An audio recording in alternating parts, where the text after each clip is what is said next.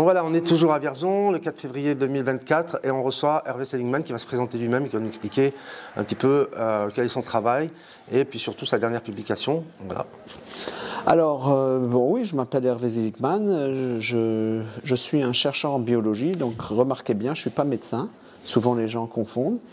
Et j'ai fait de la recherche en biologie dans plein de disciplines différentes, mais aussi beaucoup en biologie moléculaire. Mon dernier emploi de 2013 à 2018, c'était à l'IHU de Marseille sous le professeur Raoult, donc très connu. Et ce qui s'est passé, c'est qu'en février 2021, des gens m'ont indiqué des données qui étaient publiées dans des journaux normaux et sur les soi-disant effets bénéfiques des injections anti-Covid. Et en fait, ces données montraient l'inverse de ce qui était écrit. Ils disaient ça tue moins, les gens vont moins mourir du Covid, mais en fait, quand on regardait les données, c'était l'inverse, parce qu'ils ne rapportaient pas le nombre de morts à la taille de l'échantillon. Donc quand on faisait les pourcentages, on voyait non, c'est pas il y a moins de morts, il y a 5 fois plus. Donc c'est comme ça que je me suis lancé dans ce sujet. Et depuis, j'ai fait toutes sortes d'analyses. Et les dernières analyses, ce sont celles des données divulguées par le lanceur d'alerte Barry Young, qui apparemment va aller en prison, ou est déjà en prison, parce qu'il a divulgué les données néo-zélandaises de 4 millions sur 4 millions d'injections, plus de 4 millions d'injections. Et dans ces données, il y a la date de l'injection ou des injections, l'âge de la personne et aussi la date du décès s'il y a eu. Et avec ces données, depuis 2-3 mois, je fais plein d'analyses. Et une analyse que je viens de publier il y a 3-4 jours, donc c'est vraiment la dernière, je l'ai mise à la fois en tant qu'article sur ResearchGate, vous trouverez ça sous mon nom, et aussi en vidéo sur Crowdbunker, etc. Peut-être qu'il y aura aussi sur YouTube. Et en anglais et en français, donc je le dis toujours. Et là, c'est une analyse où vous voyez la mortalité annuelle par classe d'âge. Ça, c'est un outil utilisé par les actuaires pour calculer les primes d'assurance. Et donc, ce que vous avez, c'est l'âge, par exemple, 10 ans, et la probabilité de mourir dans l'année. Disons, à 10 ans, la probabilité de mourir dans l'année, c'est 1 sur 100 000. 20 ans, 1 sur 10 000. 40 ans, 1 sur 5 000. 50 ans, 1 sur 1000. 60 ans, oui, à peu près la même chose. 80 ans, déjà presque 1%, plus d'1%. Et si vous regardez cette courbe, en fait, elle est relativement plate, et puis d'un moment, elle monte d'un coup. Donc, et ça, elle démarre. Et donc la mortalité va démarrer à peu près vers 80 ans. Si vous faites exactement la même courbe, et c'est ce que j'ai fait pour les gens vaccinés, comparé aux gens de Nouvelle-Zélande, mais de 2020 sans vaccin, ça ne démarre pas à 80 ans, ça démarre à 50 ans, à peu près. Donc là, déjà, vous avez une différence énorme qui vous indique que, en fait, les gens sont vieux plus jeunes, 20, 30 ans plus tôt. Après, quand on regarde l'exponent de cette courbe, en fait, c'est l'accélération de l'accélération du vieillissement. C'est-à-dire en faisant le glissement entre mortalité et vieillissement, puisque certains meurent, mais en fait, c'est-à-dire que la population globale vieillit, dont certains, en résultant du vieillissement, vont mourir. Mais tout le monde va vieillir globalement. Et donc, si on voit ces données sur la mortalité, à 40 ans, les gens vaccinés décèdent 3 fois plus en 1 an que les gens non vaccinés. Et si on dit cette mortalité reflète une accélération du vieillissement, on peut dire qu'1 an d'un vacciné de 40 ans, c'est l'équivalent de 3 ans de vieillissement d'un non vacciné. On fait la même logique à 50 ans, et là, c'est 4 ans d'un non vacciné. Une année est égale à 4 ans. À 4 ans. D'accord. Et pour les gens de 60 ans, c'est 8. Ah oui. Donc ça, je l'ai raconté dans une vidéo similaire à celle-ci à la fin. Mais alors, ça s'observe dans les 2 ou 3 dernières années. Donc juste après les injections. Donc il y a quand même des données, puisque c'est ce que vous disiez en Nouvelle-Zélande, etc., qui sont précédentes aux injections, qui démontrent que finalement il y a cette accélération à partir de la vaccination. On est d'accord.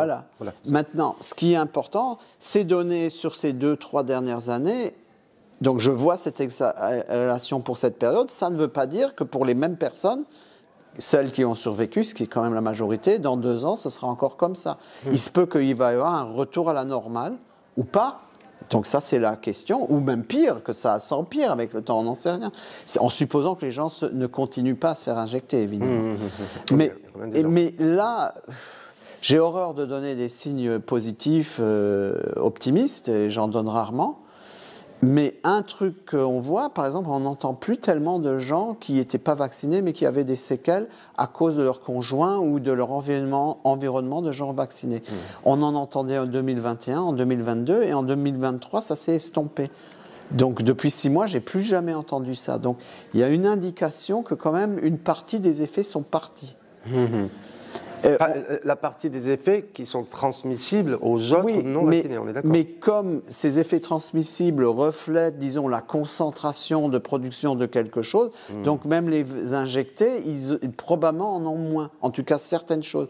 Alors peut-être qu'ils vont mourir des séquelles de ce qui s'est passé il y a 2 ans et que dans 2 ans, ils auront un cancer à cause de ça, mais il n'y a peut-être pas quelque chose de plus qui se passe. Il y a simplement des choses qui ont été lancées et qui ont un développement lent et qu'on va voir avec le temps.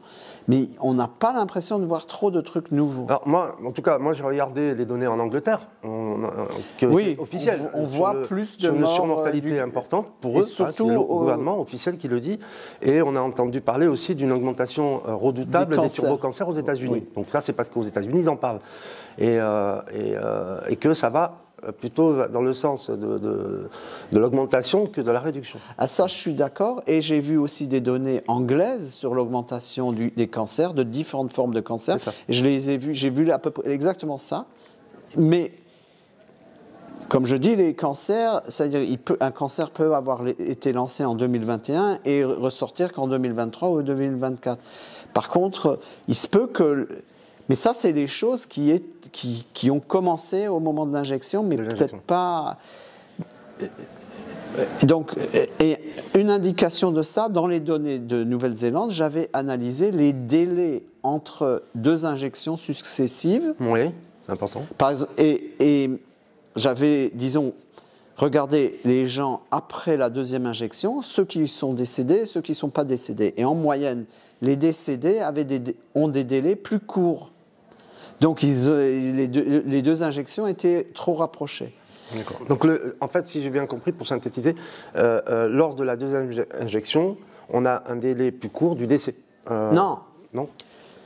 Quel que soit le moment où la personne est décédée après la 2e injection, que ce soit 2 semaines ou 2 ans, les gens décédés, en moyenne, avaient un temps plus court entre la première et la 2e injection. Et quand j'ai regardé ça en fonction de l'âge, je voyais que les gens âgés à 80 ans, il n'y avait pas de différence de délai. Par contre, les gens jeunes, il y avait une grande différence de délai. C'est-à-dire que pour que quelqu'un qui est jeune décède, le délai doit être vraiment beaucoup trop court. Quelqu'un qui est pas de 20 ans, mais de 50 ans, c'est déjà intermédiaire. Et à 80 ans, il n'y a plus d'effet. Et en fait, ça veut dire que les gens jeunes, ils évacuent assez rapidement quelque chose et que donc, ils peuvent se permettre de se réinjecter, disons, 1 mois plus tard. Si c'est 10 jours plus tard, ils vont en décéder, mais 1 mois plus tard, ils ne peuvent pas. Par contre, quelqu'un de 50 ans, 1 mois plus tard, ils peuvent encore en décéder, mais 3 mois plus tard, non. Et les gens de 80 ans, ça n'a plus d'effet. Ouais, j'ai compris mais le côté optimiste, c'est qu'il y a quelque chose qui sort, qui part. Et ça, c'est bien. Et évidemment, plus on est jeune, ou plus le métabolisme est rapide, donc même si vous êtes âgé, mais que vous êtes encore très sportif, vous rejetez rapidement les choses. Est-ce que c'est les reins? Est-ce que c'est les glandes sudoripares? Est-ce que c'est autre chose? Je ne sais pas. Mais une partie des choses injectées s'en vont. Ah bon, d'accord. Une partie. Voilà. D'accord. Sinon, qu'est-ce que vous pensez de cet événement J'ai trouvé que les gens étaient sympas, j'ai été agréablement surpris, je m'attendais à vraiment quelque chose de désagréable. C'est vrai ? Et ce n'est pas le cas, et donc je suis bien content. Merci Hervé, on va vous suivre, je mettrai d'ailleurs sur cette vidéo le lien que j'ai eu là pour aller voir cette étude. Et puis j'espère qu'on se reverra bientôt pour continuer en fait à informer le public de vos recherches et de celles d'autres personnes qui font un travail formidable de réinformation et d'analyse des données, puisque c'est important que les gens sachent ce qui se passe autour d'eux. Ce n'est pas tous des scientifiques. Et, voilà. Merci beaucoup. Merci à vous. Belle fin de journée.